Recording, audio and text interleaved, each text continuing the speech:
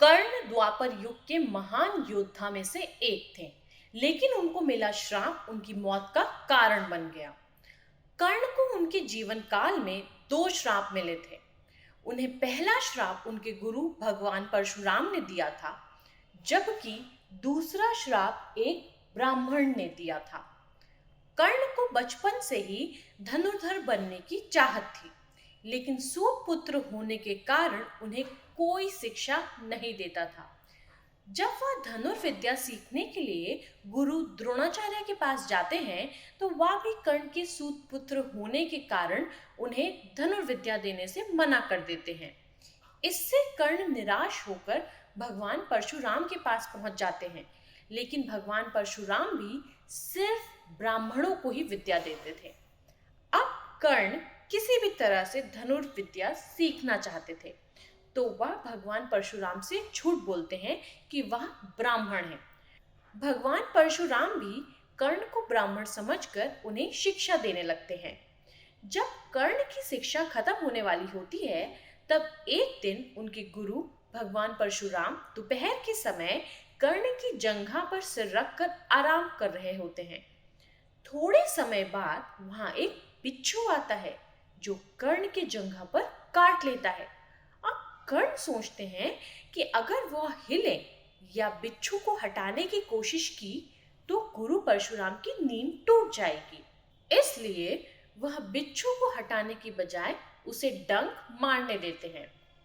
कर्ण काफी समय तक बिच्छू के डंक से होने वाले दर्द को सहते रहते हैं। फिर जब कुछ समय बाद गुरु परशुराम नींद से उठते हैं, तो वह देखते हैं कि कर्ण के जांघ से खून बह रहा है। ये देखकर भगवान परशुराम गुस्से में कहते हैं, इतनी सहनशीलता सिर्फ किसी क्षत्रिय में ही हो सकती है।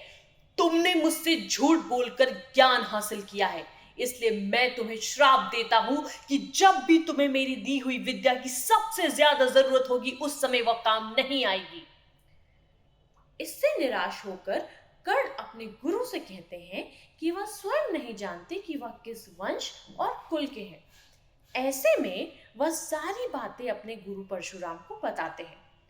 यह जानने के बाद भगवान परशुराम को श्राप देने पर पछतावा होता है, लेकिन दिया हुआ श्राप वापस नहीं लिया जा सकता था। इसलिए वह अपना विजय धनुष कर्ण को वरदान के रूप में देते हैं। इसके बाद कर्ण भगवान परशुराम के आश्रम से विदा लेते हैं। इस घटना के कुछ वर्षों बाद एक दिन कर्ण जंगल में किसी अत्याचारी राक्षस का पीछा कर रहे होते हैं। वह राक्षस को निशाना बनाते हुए उसे मारने के लिए बाण चलाते हैं, लेकिन राक्षस अचानक गायब हो जाता है और बाण दलदल में फंसी एक गाय को लग जाता है। बाण लगने से गाय की वहीं पर मौत हो जाती है। उस गाय का स्वामी एक ब्राह्मण होता है, जो गाय की दुर्दशा देखकर कर्ण को वहीं पर श्राप दे देता है।